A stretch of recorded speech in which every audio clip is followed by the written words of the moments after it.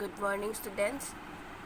আমি ইতিমধ্যে তোমালোকৰ ৰাজনীতি আৰু অৰ্থনীতি বিজ্ঞান শাখাটোৰ 2 নম্বৰ লেশ্যন চৰকাৰৰ প্ৰকাৰ বা শ্ৰেণীবিভাগ এই লেশ্যনটো আলোচনা কৰি আহিছিলোঁ।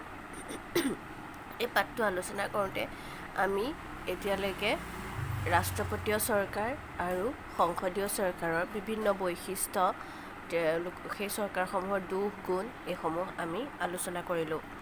আজি আমি আলোচনা কৰিম আন এক চৰকাৰ পদ্ধতিৰ বিষয়ে। সেইবিধ হৈছে এককেন্দ্ৰীয় চৰকাৰ। সকলোৱে নিজৰ পাঠ্যপুথিখন উলিয়াই লোৱা আৰু ভালদৰে চাই যোৱা যে প্ৰথমতে আমি জানিব লাগিব এককেন্দ্ৰীয় চৰকাৰনো কাক বোলে।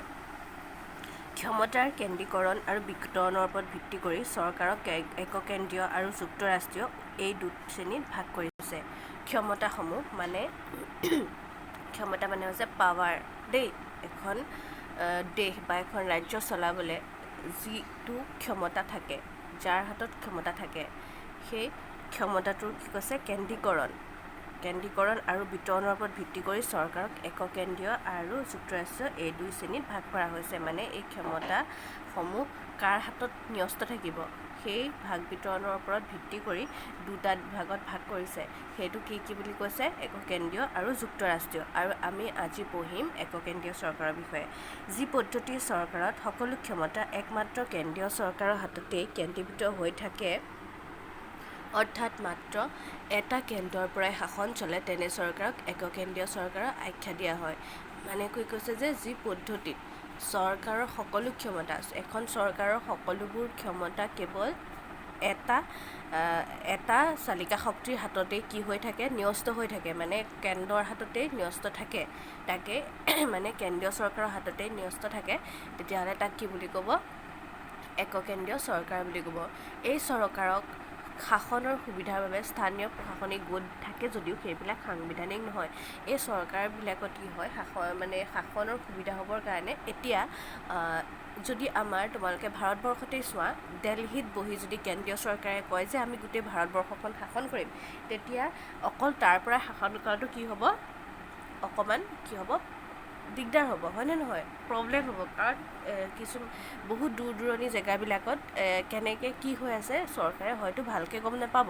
সেইকাৰণে কিছুমান কি থাকে? প্ৰশাসনিক গোট থাকে, কিছুমান ঠায়ে প্ৰশাসনিক গোট থাকে। কিন্তু সেইবিলাক এককেন্দ্ৰীয় চৰকাৰত সেইবিলাক সাংবিধানিক নহয় বুলি কৈছে দেই। সেই গোটবিলাক সম্পূৰ্ণৰূপে কেন্দ্ৰীয় চৰকাৰৰ নেতৃত্বাধীন, কিন্তু সেই গোটবিলাকো স্বাধীন নহয়, তেওঁলোকে কেন্দ্ৰীয় চৰকাৰৰ নেতৃত্বাধীন হৈ থাকিব লাগিব। এতিয়া ক'ত এনেধৰণৰ চৰকাৰ আছে চোৱা, যে Britain, France, Japan, Italy, Netherlands আদি দেশত এনেধৰণৰ চৰকাৰ আছে। ঠিক আছে। এতিয়া চোৱা যে এককেন্দ্ৰীয় চৰকাৰৰ বৈশিষ্ট্য। এককেন্দ্ৰীয় চৰকাৰ কাক বোলে আমি বুজি পালোঁ যে যেতিয়া যি শাসন পদ্ধতিত কেন্দ্ৰৰ হাতত অকল এটা কেন্দ্ৰীয় চৰকাৰৰ হাতত কি থাকে? ক্ষমতাসমূহ ন্যস্ত হৈ থাকে, পাৱাৰসমূহ, দেশ পৰিচালিত কৰাৰ পাৱাৰসমূহ কি হৈ থাকে? ন্যস্ত হৈ থাকে। আমি তাক কি ক'ম? এককেন্দ্ৰীয় চৰকাৰ বুলি ক'ম। ঠিক আছে। আৰু এককেন্দ্ৰীয় চৰকাৰৰ বৈশিষ্ট্যবিলাক চোৱা। প্ৰথমতে চোৱা, শক্তিশালী কেন্দ্ৰীয় চৰকাৰ। এনে চৰকাৰত সংবিধানে সকলো ক্ষমতা কেন্দ্ৰীয় চৰকাৰৰ ওচৰত ন্যস্ত কৰে, ফলত ইয়াত কেন্দ্ৰীয় চৰকাৰৰ স্থিতি আৰু শক্তিশালী হয়। কৃষক হৈছে এনে চৰকাৰ কি হৈছে যে কেন্দ্ৰীয় চৰকাৰখন শক্তিশালী হয়, কিয়নো যে ইয়াত গোটেই কি কৈছে? সংবিধানে সকলোবোৰ ক্ষমতা আৰু দায়িত্ব কাৰ হাততে ন্যস্ত কৰি ৰাখে? কেন্দ্ৰীয় চৰকাৰৰ হাততে ন্যস্ত কৰি ৰাখে। গতিকে ইয়াৰ কেন্দ্ৰীয় চৰকাৰখন শক্তিশালী অবভিয়াছলি হ'ব। ঠিক আছে। ছেকেণ্ডতে চোৱা, লিখিত অথবা অলিখিত সংবিধান। এককেন্দ্ৰীয় চৰকাৰত সংবিধানখন লিখিত বা অলিখিত। আমি সকলোৱে জানো আমাৰ ভাৰতীয় সংবিধানখন কেনেকৈ আছে?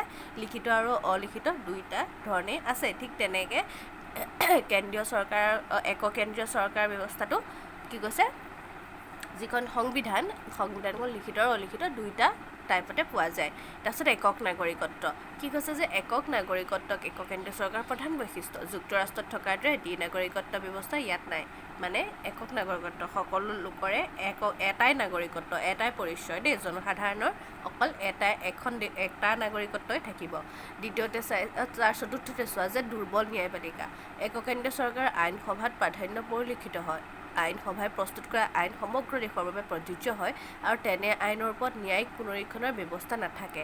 আইনসভাই প্ৰণয়ন কৰা আইনক ন্যায়পালিকাই অসাংবিধানিক বুলি ঘোষণা কৰিব নোৱাৰে। ন্যায়পালিকা ইয়াত কি হৈ থাকে, দুৰ্বল অৱস্থাত থাকে। ঠিক আছে, আইনসভাই যিখিনি আইন গঠন কৰিব সেইখিনি আইন কোনো মানে ন্যায়পালিকাই কেতিয়াও ভংগ কৰিব নোৱাৰে।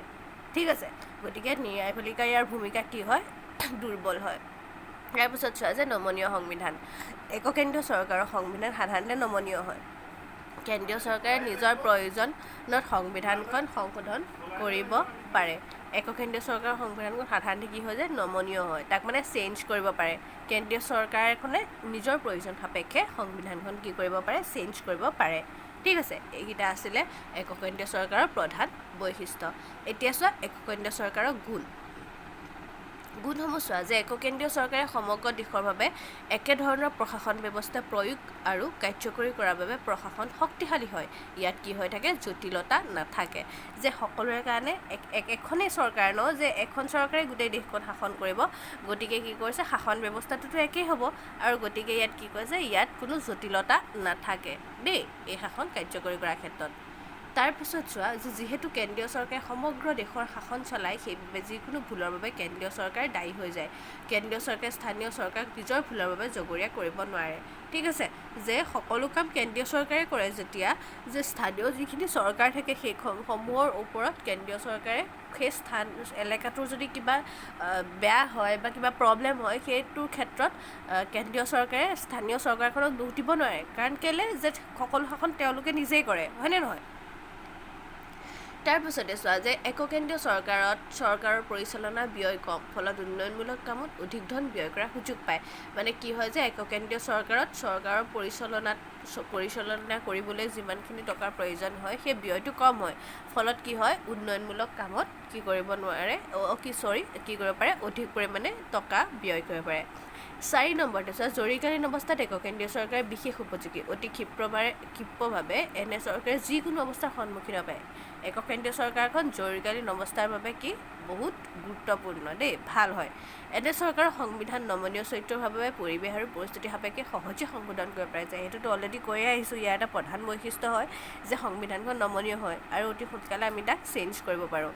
কেন্দ্ৰীয় চৰকাৰৰ প্ৰাধান্য থকা আঞ্চলিক চৰকাৰ আৰু কেন্দ্ৰীয় চৰকাৰৰ মাজত সংঘাত অথবা বিৰোধৰ সম্ভাৱনা কম, ফলত চৰকাৰখন কি হয়, শক্তিশালী হয় দেই। কি কৈছে, কেন্দ্ৰীয় চৰকাৰৰ প্ৰাধান্য থকাত আঞ্চলিক চৰকাৰ আৰু কেন্দ্ৰীয় চৰকাৰৰ মাজত সংঘাতটোৰ কি হয়, অথবা বিৰোধীৰ সম্ভাৱনা কম হয়। কাৰণ কি হয় যে কেন্দ্ৰীয় চৰকাৰৰ হাততেই চব ক্ষমতা থাকে, গতিকে স্থানীয় চৰকাৰসমূহে বেছি বিৰোধিতা কৰি নাথাকে, হয়নে নহয়? সেইকাৰণে কি কৈছে, যিখিনি সংঘাত হ'ব লাগে সেই সংঘাতখিনি কম হয়, ফলত চৰকাৰখন কি হয় যে শক্তিশালী হৈ থাকে। তাৰপাছত চোৱা এনে চৰকাৰৰ কিছুমান দোষো আছে দেই, যেনেকৈ ভাল কিছুমান গুণ আছে, তাৰ কিছুমান দোষো আছে। চোৱা কি আছে যে এক বৃহৎ আকাৰৰ ৰাষ্ট্ৰৰ বাবে এই চৰকাৰ উপযুক্ত নহয়। বৃহৎ আকাৰৰ ৰাষ্ট্ৰ এখনৰ কাৰণে অবভিয়াছলি উপযুক্ত নহ'ব, যিটো মই তোমালোকক কৈছোঁ যে আমাৰ এতিয়া ভাৰতবৰ্ষখনতে যদি চাওঁ, তেতিয়াহ'লে দেলহিত থাকি পেলাই যে আমাৰ অসমত কি হৈছে আৰু পশ্চিমবংগত কি হৈছে সেইখিনি এখন চৰকাৰে তদাৰক কৰাটো সম্ভৱ নহয়। গতিকে আমাৰ স্থানীয় চৰকাৰবিলাক যিহেতু আছে, হয়নে নহয়, আমাৰ স্থানীয় চৰকাৰবিলাকে এইবিলাক চোৱা চিতা কৰে। এতিয়া আমাৰ ৰাজ্য চৰকাৰ আছে, হয়নে নহয়, ৰাজ্য চৰকাৰে চোৱা চিতা কৰি আছে কাৰণেহে। যদি ৰাজ্য চৰকাৰসমূহ নাথাকিলহেঁতেন, অকল দেলহিতে এখন চৰকাৰ থাকিলেহেঁতেন, তেতিয়া জানো আমাৰ ইমান সুবিধা আমি পালোহেঁতেন, হয়নে নহয়? আমাৰ অভাৱ অভিযোগবোৰ কোনে শুনিলেহেঁতেন? আমি আমাৰ নিজৰ অভাৱ অভিযোগবোৰৰ কাৰণে ক'লৈ যাবলগীয়াহেঁতেন? ডাইৰেক্ট ক'লৈ যাবলগীয়া হ'লহেঁতেন? দেলহিলৈ যাব লগা হ'লহেঁতেন।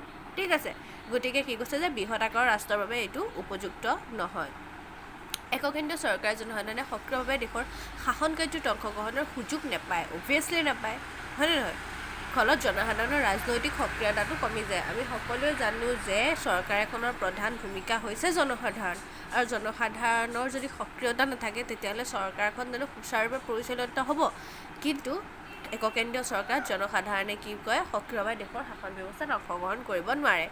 এখন মাত্ৰ চৰকাৰৰ বাবে কেন্দ্ৰীয় চৰকাৰৰ ওপৰত অধিক কামৰ বোজা পৰে, ফলত আঞ্চলিক সমস্যাসমূহৰ গুৰুত্ব নাপায়। যদিও স্থানীয় প্ৰশাসনিক গোট থাকে, তথাপি এই গোটবিলাকে স্বতন্ত্ৰতাৰ অভাৱত সমস্যা সমাধানত ব্যৰ্থ হয়।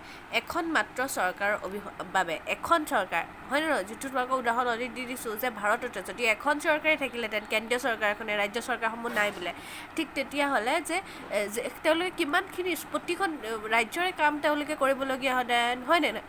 মুম্বাই, দেলহি, অসম, হয়নে নহয়, নাগালেণ্ড, মণিপুৰ, মিজোৰাম, পশ্চিমবংগ, এই সকলোবোৰ দেশৰ কাম তেওঁলোকে সকলো ৰাজ্যৰ কাম তেওঁ অকলে কৰিবলগীয়া হ'লহেঁতেন। আৰু তেতিয়া সেইখিনি কাম জানো এতিয়া তেওঁ ওচৰতে যিখিনি কাম ওলাব বা যিখিনি ডাঙৰ ডাঙৰ কাম থাকে সেইখিনিয়ে তেওঁলোকে সম্পূৰ্ণ কৰিব, হয়নে নহয়? ইমানবোৰ কাম অকলে কৰাটো সম্ভৱতো নহয় যদিহে ৰাজ্য চৰকাৰ নাথাকে। আৰু কৈছে যদিও স্থানীয় গোটসমূহ থাকে সেই গোটসমূহৰ কি থাকে, এইবিলাকৰ স্বতন্ত্ৰতা নাথাকে তেওঁলোকৰ ন, সদায় কেন্দ্ৰীয় চৰকাৰৰ অধীনতে থাকিব লাগে। আৰু সেইকাৰণে কি কৰে যে স্বতন্ত্ৰতাৰ অভাৱত সমস্যাসমূহ তেওঁলোকে সমাধান কৰিব নোৱাৰা হৈ থাকে। এককেন্দ্ৰীয় চৰকাৰৰ অধিক আমোলাতান্ত্ৰিক, এইটো বহুত আমোলাতান্ত্ৰিক হয়। এই চৰকাৰ আমোলাসকলে প্ৰকৃততে শাসন চলায়, আমোলাতান্ত্ৰিক দেই।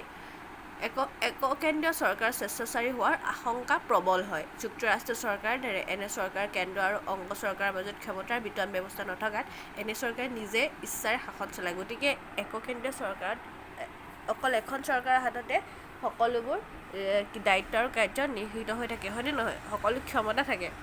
গতিকে এনে চৰকাৰ স্বেচ্ছাচাৰী হৈ যোৱাৰ সম্ভাৱনাটো বেছি হৈ থাকে, কাৰণ অকলে তেওঁলোকে শাসন চলাব বিচাৰে। ঠিক আছে, এতিয়া আজি এককেন্দ্ৰীয় চৰকাৰ আমি কি পঢ়িলোঁ? বৈশিষ্ট্য পঢ়িলোঁ, গুণ পঢ়িলোঁ, দোষ পঢ়িলোঁ, হয়নে নহয়? আৰু বাকীখিনি আমি নেক্সট ক্লাছত আমি যুক্তৰাষ্ট্ৰীয় চৰকাৰৰ বিষয়ে আলোচনা কৰিম। ঠিক আছে, থেংক ইউ।